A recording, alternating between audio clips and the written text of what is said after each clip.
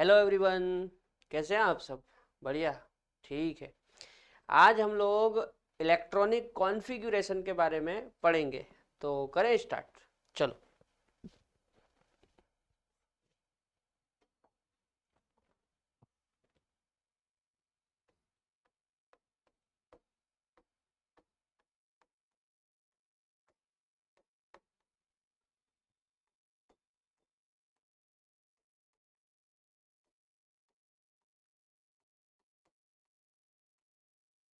Electronic configuration. ठीक है। Electronic configuration क्या होता है, सुनो। परमाणु के कक्षकों में इलेक्ट्रॉनों का वितरण। क्या? परमाणु के कक्षकों में इलेक्ट्रॉनों का वितरण इलेक्ट्रॉनिक कॉन्फ़िगरेशन कहलाता है। ठीक है, तो डेफिनेशन क्या हो जाएगी?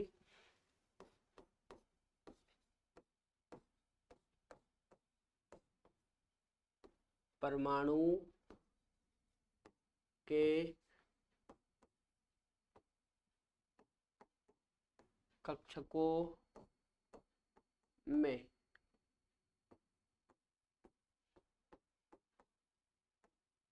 इलेक्ट्रॉन्स का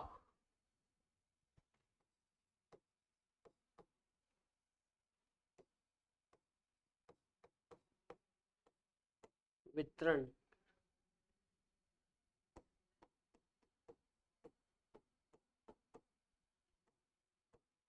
इलेक्ट्रॉनिक विन्यास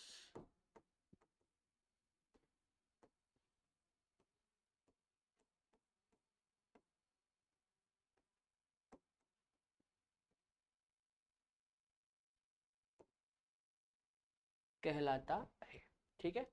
परमाणु के कक्षकों में इलेक्ट्रॉन्स का वितरण इलेक्ट्रॉनिक विन्यास कहलाता है। इलेक्ट्रॉनिक कॉन्फ़िगरेशन को ही बेटा हिंदी में इलेक्ट्रॉनिक विन्यास कहते हैं। ठीक है। अब कक्षकों में इलेक्ट्रॉनों को भरते कैसे हैं? तो कक्षकों में इलेक्ट्रॉनों को उनकी ऊर्जा के बढ़ते क्रम में भरा जाता है। ठीक है, तो ये भी हम लिख लेते हैं।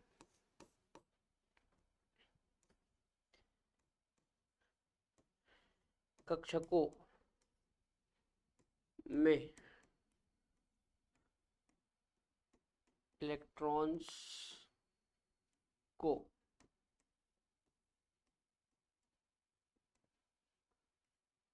उनकी ऊर्जा के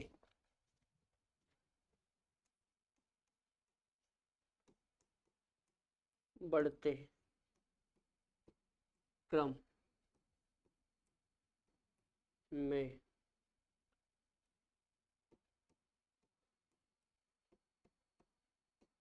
भरा जाता है। ठीक है। यदि आपको कक्षकों में इलेक्ट्रॉन्स को भरना है तो कक्षकों की ऊर्जा के बढ़ते क्रम में ही इलेक्ट्रॉन को भरा जाता है। ठीक है, तो एनर्जी का क्रम क्या हो जाएगा?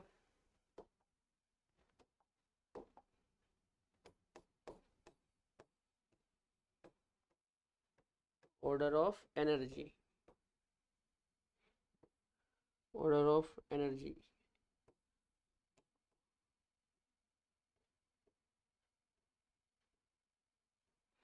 याद रखना बेटा, सबसे कम एनर्जी होती है 1s ऑर्बिटल की।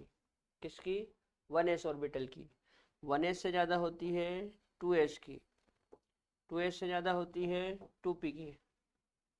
2p से ज़्यादा होती है 3s की। 3s से ज़्यादा होती है 3p की। 3p से ज़्यादा होती है 4s की। 4s से ज़्यादा होती है 3d की। इस तरह से धीरे धीरे ऑर्बिटल्स की एनर्जी बढ़ती है। ठीक है, याद रहेगी बात। सबसे कम किसकी? 1s की। उससे ज़्यादा 2s की। उससे ज़्यादा 2p। उससे ज़्यादा 3s। उससे ज़्यादा 3p। उससे ज़्यादा 4s। और उससे भी ज़्यादा 3d। ठीक है।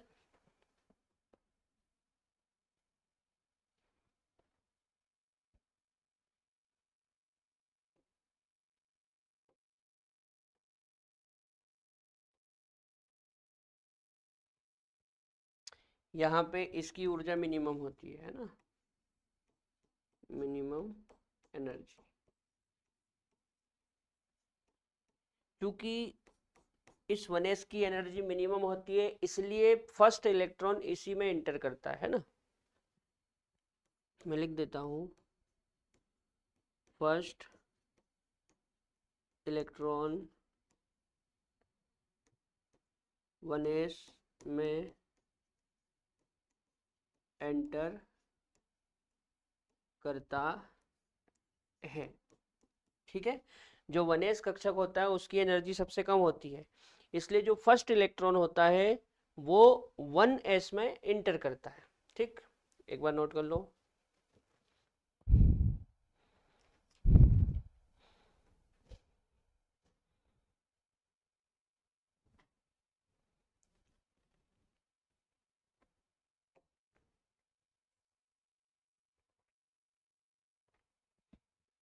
चलो अब हम आगे बढ़ते हैं।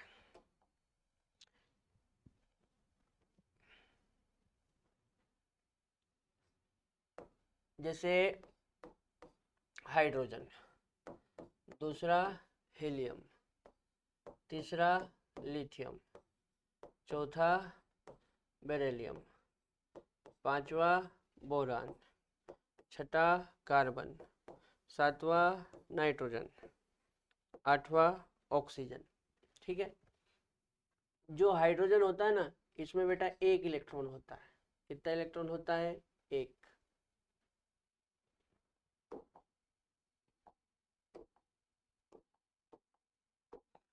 हाइड्रोजन में कितना इलेक्ट्रॉन होता है? एक इलेक्ट्रॉन। ठीक है, हीलियम में होते हैं 2 इलेक्ट्रॉन, लिथियम में होते हैं 3 इलेक्ट्रॉन, बेरिलियम में होते हैं 4 इलेक्ट्रॉन, बोरॉन में होते हैं 5 इलेक्ट्रॉन, कार्बन में होते हैं 6 इलेक्ट्रॉन, नाइट्रोजन में होते हैं 7 इलेक्ट्रॉन और ऑक्सीजन में होते हैं 8 इलेक्ट्रॉन। ठीक है, अब यदि हम इनका कॉन्फ़िगरेशन बनाएं तो सुनो, जैसे हाइड्रोजन में एक है तो इसका हो जाएगा 1s1। ठीक है, क्या हो जाएगा? 1s1। अच्छा, हीलियम के पास 2 है तो इसका हो जाएगा 1s2। किसी भी कक्षक की बात करें तो, सॉरी, किसी भी एटम की बात करें तो उस एटम का पहला इलेक्ट्रॉन 1s में जाएगा। किस में जाएगा? 1s में। तो हीलियम के पास 2 इलेक्ट्रॉन थे तो दोनों 1s में चले गए, अब 1s फुल हो गया, तो आगे इलेक्ट्रॉन कहाँ जाएंगे? 2s में। देखो कैसे, जैसे यहाँ पे 3 है तो पहले 1s में चले गए, 1s2, उसके बाद जाएंगे 2s में तो हो जाएगा 2s1। यहाँ पे 1s2, 2s2। अब देखो 2s2 भी फुल हो गया, अब काय में जाएंगे? 2p में, तो 1s2, 2s2 और 2p1, ये 5 हो गए। यहाँ पे 6, 1s2, 2s2, 2p2। यहाँ पे 7 है, 1s2, 2s2, 2p3, ये 7 हो गए। 2 2 4 और 3 7। यहाँ पे 8 है, 1s2, 2s2 और 2p4। ठीक है, देखो इसी ऑर्डर में जा रहे हैं, पहले 1s में जा रहे हैं, 1s के बाद 2s में, 2s के बाद 2p में। ठीक है ना, जब 2p फुल हो जाएगा तो किस में जाएंगे? 3s में, 3s फुल हो जाएगा तो 3p में, 3p फुल हो जाएगा तो 4s में, और 4s भी फुल हो जाएगा तो 3d में। ठीक है ना, चलो नोट कर लो।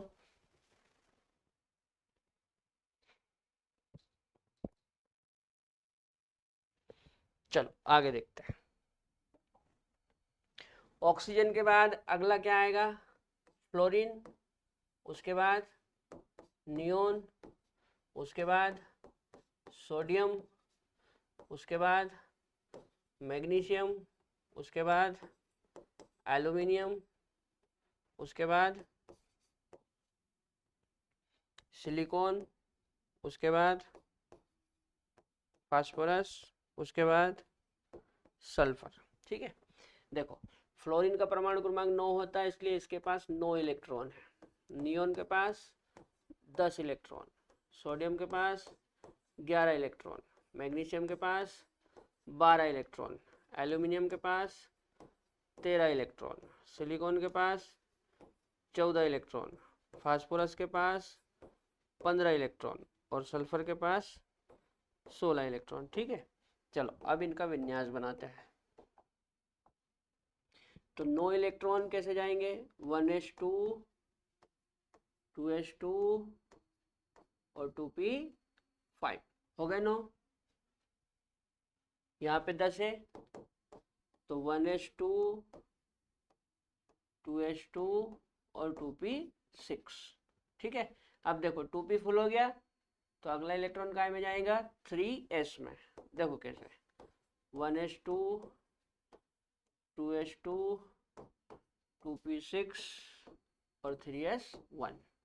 यहाँ पे 1s2 2s2 2p6 और 3s2। अब देखो 3s फुल हो गया तो अब काय में जाएंगे, 3p में। 1s2 2s2 2p6 3s2 और 3p1। ठीक है, देखो 13 है तो 2 2 4 6 10 2 12 और 1 ये 13।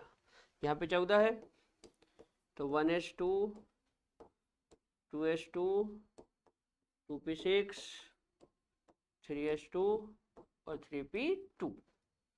यहाँ पे 15 है तो 1s2 2s2 2p6 3s2 और 3p3। ये हो गए 15। 2 2 4 6 10 2 12 और 3 15। यहाँ पे 16 है 1s2 2s2 2p6 3s2 और 3p4।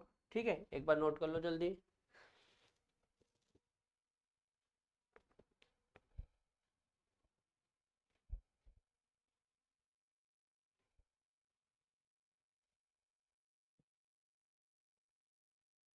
चलो आगे बढ़े।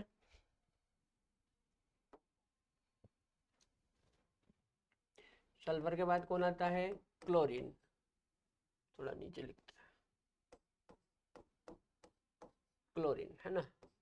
क्लोरीन के बाद आर्गन, आर्गन के बाद पोटेशियम, पोटेशियम के बाद कैल्शियम। ठीक है, क्लोरीन में 17 इलेक्ट्रॉन होते हैं, आर्गन में 18 इलेक्ट्रॉन होते हैं, पोटेशियम में 19 इलेक्ट्रॉन होते हैं और कैल्शियम में 20 इलेक्ट्रॉन होते हैं। ठीक है, चलो बनाते हैं 20 के हिसाब से। पहले 17 है तो देखो 1s2 2s2 2p6 3s2 3p कितना आएगा, 5 हो जाएगा। 2 2 4 4 6 10 10 2 12 12 और 5 17। यहाँ पे 18 है तो 1s2 2s2 2p6 1s2 2s2 2p6 अरे 3s2 और 3p6। अब देखो p में भी कितने हो गए, 6, मतलब p फुल हो गया। अब अगला इलेक्ट्रॉन कहाँ जाएगा, 4s में। तो 1s2 2s2 2p6 3s2 3p6। यहाँ तक आपके 18 इलेक्ट्रॉन हो जाते हैं। कितने हो जाते हैं, 18। 2 2 4 4 और 6 10 10 2 12 12 और 6 18। लेकिन यहाँ पे 19 है तो अगला इलेक्ट्रॉन जाएगा 4s में। तो ये हो गया 4s1। यहाँ पे 1s2 2s2 2p6 3s2 3p6 और 4s2।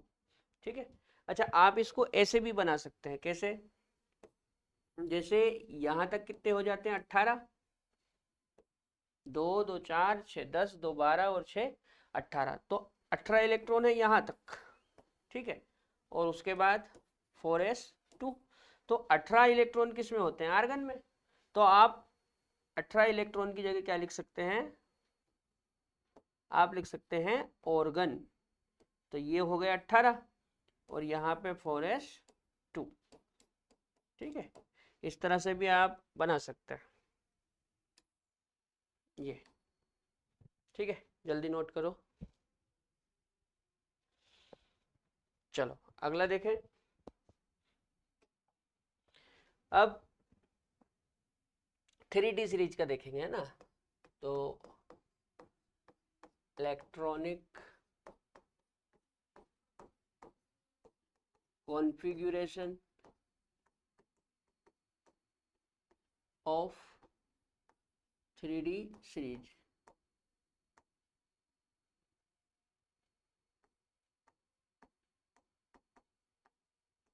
Electronic configuration of 3D series. तो 3D सीरीज की बात करें तो 3D सीरीज में 21 नंबर का होता है स्कैंडियम। कौन होता है? स्कैंडियम।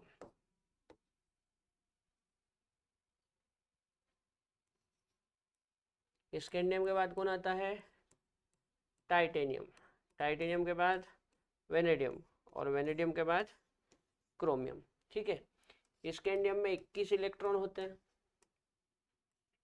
टाइटेनियम में 22 इलेक्ट्रॉन होते हैं, वेनेडियम में 23 इलेक्ट्रॉन होते हैं, और क्रोमियम में 24 इलेक्ट्रॉन होते हैं। ठीक है, अब 21 के हिसाब से यदि मैं कॉन्फ़िगरेशन बनाऊं तो देखो ऐसा बनेगा: 1s2, 2s2, 2p6, 3s2, 3p6 और 4s2। ये 20 हो जाते हैं। देखो, 2 2 4 6 10, तो 12 6 18 और 2 20। अब एक कम पड़ रहा है तो एक जाएगा डी में, तो ये हो जाएगा 3D1। इसको आप ऐसे भी लिख सकते हैं, जैसे यहाँ से यहाँ तक, यहाँ से यहाँ तक की बात करें तो पूरे 18 इलेक्ट्रॉन हो जाते हैं। कितने हो जाते हैं? 18। और 18 इलेक्ट्रॉन किस में होते हैं? आर्गन में। तो इस पूरे की जगह आप लिख सकते हैं आर्गन।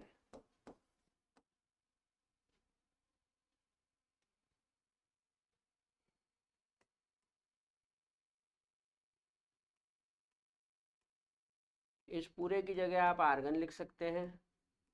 तो ये हो गए 18, उसके बाद 4s2 ये हो गए 20, और 3D1 ये हो गए 21। ठीक है, ऐसा कैसे ही हम चाहें तो यहाँ कर सकते हैं। आर्गन तक कितने हो जाएंगे? 18, उसके बाद 4s2 20, और 3D में कितने जाएंगे? 22 है तो 2 चले जाएंगे, 3D2। ठीक इसी प्रकार यहाँ पे आर्गन तक 18, 4s2 20, और 3D3 ये हो गए 23। यहाँ पे 24 है तो आर्गन तक 18, उसके बाद 4s2 20, और 3D4 ये हो गए आपके 24। लेकिन ये गलत है। ये कैसा है? ये गलत है, इसको याद रखना है ना, इसके ऊपर बहुत क्वेश्चन आते हैं। ये गलत है, याद रखना है, इसके ऊपर बहुत क्वेश्चन आते हैं। ये गलत है। ये गलत क्यों है? क्योंकि बेटा जो क्रोमियम होता है, क्रोमियम के 4s का एक इलेक्ट्रॉन 3D में चला जाता है।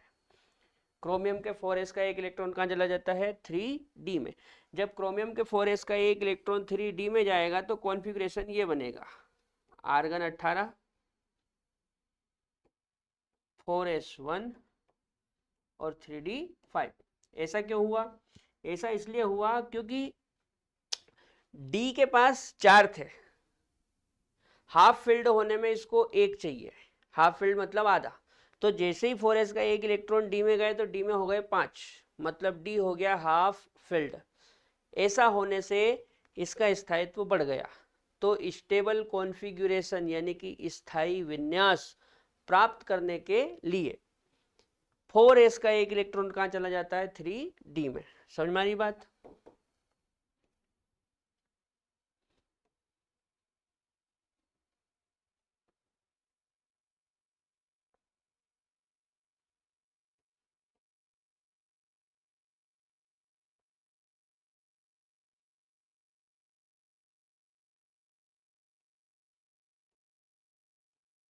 ये तो कॉन्फ़िगरेशन कुछ इस तरह से बनेगा, ठीक है ना। तो ये जो 4s है ये भी हाफ फिल्ड हो गया, और जो 3d है ये भी हाफ फिल्ड हो गया। ऐसा होने से इस क्रोमियम ने स्थायी विन्यास प्राप्त कर लिया, ठीक है। नोट कर लो जल्दी। चलो अगला देखते हैं। क्रोमियम के बाद अगला आएगा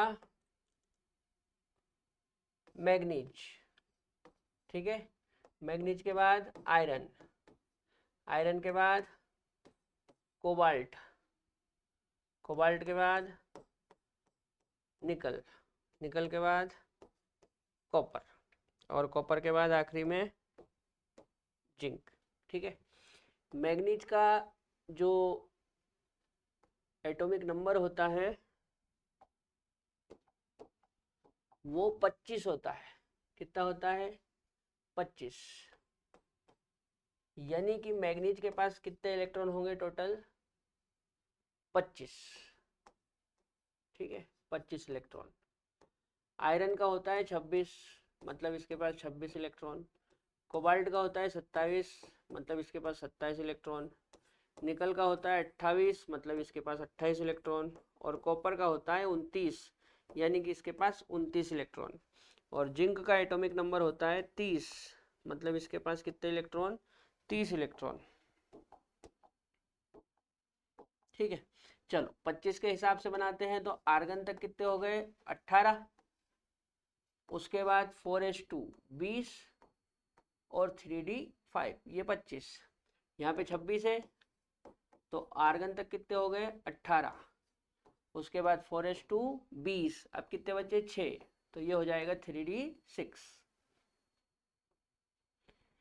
कोबाल्ट में 27 है तो आर्गन तक कितने हो गए? 18। उसके बाद 4s2 20, और 3d में कितने चले जाएंगे? 7, तो ये हो गए 27, ठीक है। निकल में कितने हैं? 28, तो आर्गन तक हो जाएंगे 18। उसके बाद 4s2 20, अब बचे 8, तो डी में चले जाएंगे 8, तो 3d 8, ठीक है। अच्छा, इसी प्रकार कॉपर में 29 है तो आर्गन तक हो गया 18। अब 4s2 ये हो गए 20, अब 9 बचे, तो ये हो गया 3d 9, ठीक है। लेकिन ये फिर गलत है, आप याद रखना।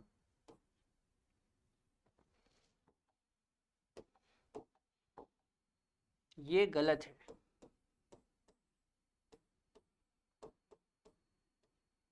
ठीक है। क्रोमियम और कॉपर वाला केस स्पेशल है बेटा, याद रखना है ना। क्रोमियम और कॉपर वाला केस स्पेशल है, याद रखना। इसमें क्या होता है? इसमें भी सेम वही चीज होती है। 4s का एक इलेक्ट्रॉन कहाँ चला जाता है? 3d में।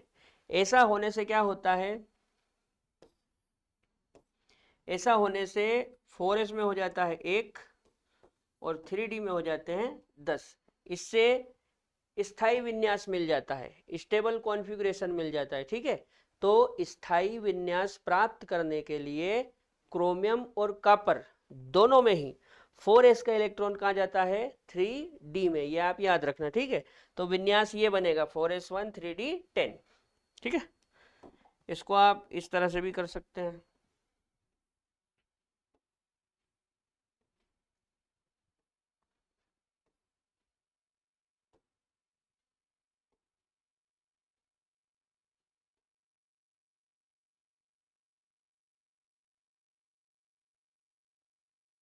यहाँ पे आ जाएगा 1, और यहाँ पे 1 2 3 4 5 6 7 8 9, और ये 10, ठीक है।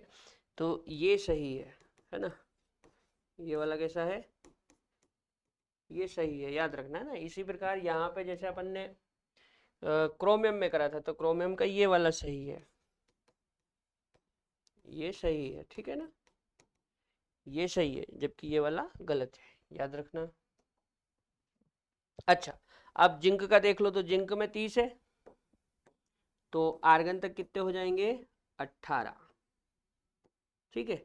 उसके बाद 4s2 20, और 3D 10, ये हो गए पूरे 30। ठीक है, नोट करो।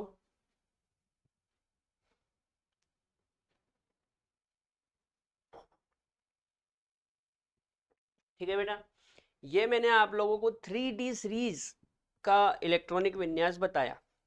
4D और 5D का आपको विनोद सर बताएंगे जब डी ब्लॉक पढ़ाएंगे तो। ठीक है ना, तो यहाँ पे हमारा इलेक्ट्रॉनिक कॉन्फ़िगरेशन कंप्लीट हो जाता है। अब कल के लेक्चर में मैं आपको एटम का डायग्रामेटिक रिप्रेजेंटेशन बताऊंगा। ठीक है, तब तक के लिए जय राम जी की।